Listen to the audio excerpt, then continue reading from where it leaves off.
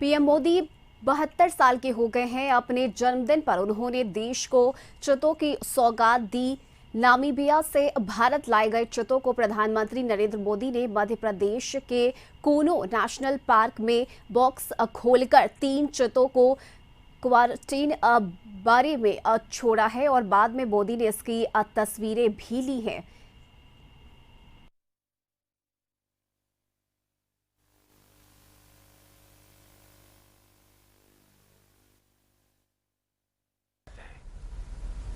विकास और समृद्धि के रास्ते भी खुलते हैं। कूनो नेशनल पार्क में जब चीता फिर से दौड़ेंगे तो यहां का ग्रासलैंड इकोसिस्टम फिर से रिस्टोर होगा,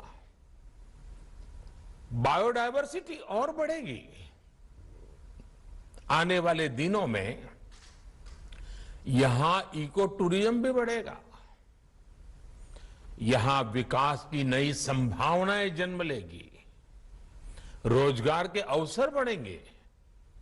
लेकिन साथियों, मैं आज आपसे सभी देशवासियों से एक आग्रह भी करना चाहता हूं।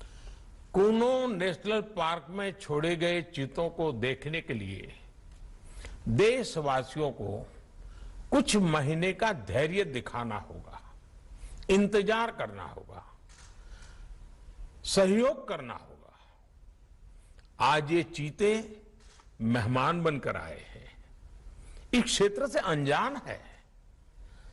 कूनो नेशनल पार्क को ये चीते अपना घर बना पाए, इसके लिए हमें इन चीतों को भी कुछ महीने का समय देना होगा। अंतर्राष्ट्रीय गाइडलाइंस पर चलते हुए भारत इन चीतों को बसाने की पूरी कोशिश कर रहा है। हमें अपने प्रयासों को विफल नहीं होने देना है। साथियों, दुनिया आज जब प्रकृति और पर्यावरण की ओर देखती है तो सस्टेनेबल डेवलपमेंट की बात करती है, लेकिन प्रकृति और पर्यावरण, पशु और पक्षी भारत के लिए एक केवल सस्टेनेबिलिटी और सिक्योरिटी के विषय ही सिर्फ है, ऐसा नहीं है। हमारे लिए ये हमारी सेंसिबिलिटी और स्पिरिचुअलिटी का भी आधार है। हम वो लोग हैं जिनका सांस्कृतिक अस्तित्व सर्वम खल्विदम ब्रह्म इस मंत्र पर टिका हुआ है। अर्थात संसार में पशु, पक्षी, पेड़, पौधे, जड़, चेतन जो कुछ भी है वो ईश्वर का ही स्वरूप है, हमारा अपना ही विस्तार है। हम वो लोग हैं जो कहते हैं परम परोपकारार्थम यो जीवति सह जीवति, अर्थात खुद के फायदे को ध्यान में रख करके जीना वास्तविक जीवन नहीं है।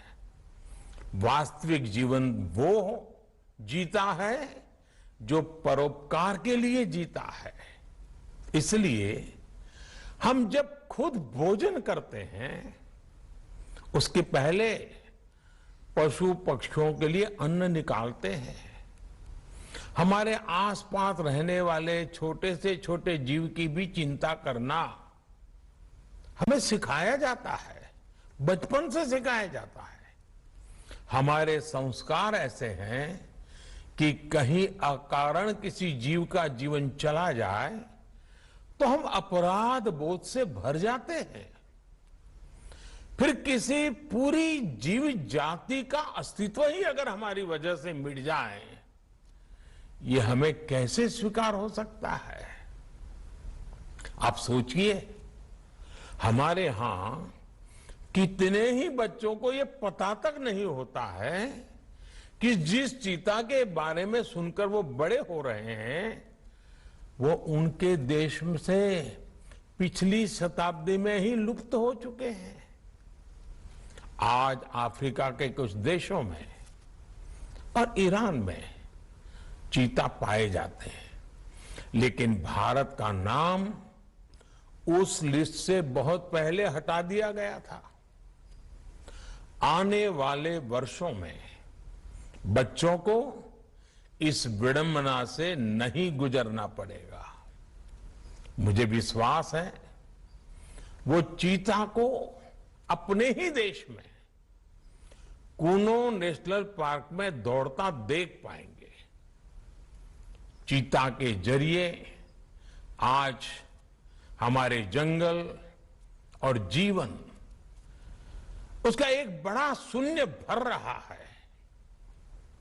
साथियों, आज 21वीं सदी का भारत पूरी दुनिया को संदेश दे रहा है कि इकोनॉमी और इकोलॉजी कोई विरोधाभासी क्षेत्र नहीं है। पर्यावरण की रक्षा के साथ ही देश की प्रगति भी हो सकती है। ये भारत ने दुनिया को करके दिखाया है। आज एक और हम विश्व की तेजी से बढ़ती अर्थव्यवस्था में शामिल है, तो साथ ही देश के वन क्षेत्रों का विस्तार भी तेजी से हो रहा है। साथियों, 2014 में हमारी सरकार बनने के बाद से देश में करीब करीब 250 नए संरक्षित क्षेत्र जोड़े गए हैं। हमारे यहां एशियाई शेरों की संख्या में भी बड़ा इजाफा हुआ है। आज गुजरात देश में एशियाई शेरों का बड़ा क्षेत्र बनकर उभरा है। इसके पीछे दशकों की मेहनत, रिसर्च बेस्ड पॉलिसीज और जन भागीदारी की बड़ी भूमिका है। मुझे याद है हमने गुजरात में एक संकल्प लिया था, हम जंगली जीवों के लिए सम्मान बढ़ाएंगे और संघर्ष घटाएंगे। आज उस सोच का प्रभाव परिणाम के रूप में हमारे सामने है। देश में भी टाइगर्स की संख्या को दोगुना करने का जो लक्ष्य तय किया गया था, हमने उसे समय से पहले हासिल किया है। असम में एक समय एक सींग वाले गैंडों का अस्तित्व खतरे में पड़ने लगा था, लेकिन आज उनकी भी संख्या में वृद्धि हुई है। हाथियों की संख्या भी पिछले वर्षों में बढ़कर 30,000 से ज्यादा हो गई है। भाई और बहनों, देश में प्रकृति और पर्यावरण के दृष्टिकोण से जो एक और बड़ा काम हुआ है वो है वेटलैंड का विस्तार। भारत ही नहीं, पूरी दुनिया में करोड़ों लोगों का जीवन और उनकी जरूरतें वेटलैंड इकोलॉजी पर निर्भर करती हैं। आज देश में 75 वेटलैंड्स को रामसर साइट्स के रूप में घोषित किया गया है, जिनमें 26 साइट्स पिछले 4 वर्षों में ही जोड़ी गई हैं।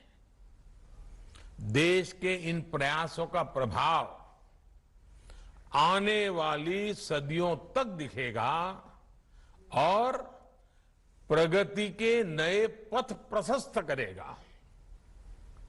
साथियों, आज हमें वैश्विक समस्याओं को, समाधानों को और यहां तक कि अपने जीवन को भी होलिस्टिक वे में देखने की जरूरत है।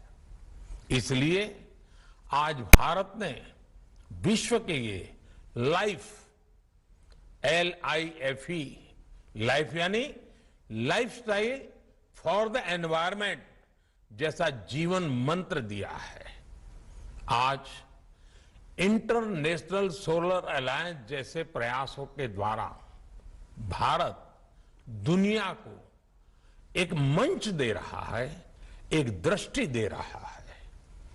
इन प्रयासों की सफलता दुनिया की दिशा और भविष्य तय करेगी। इसलिए आज समय है कि हम ग्लोबल चुनौतियों को दुनिया की नहीं, अपनी व्यक्तिगत चुनौती भी माने।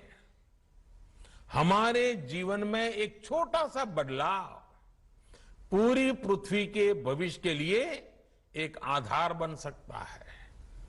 मुझे विश्वास है भारत के प्रयास और परंपराएं इस दिशा में पूरी मानवता का पथ प्रदर्शन करेगी, बेहतर विश्व के सपने को ताकत देगी। इसी विश्वास के साथ आप सभी को इस मूल्यवान समय पर, ऐतिहासिक समय पर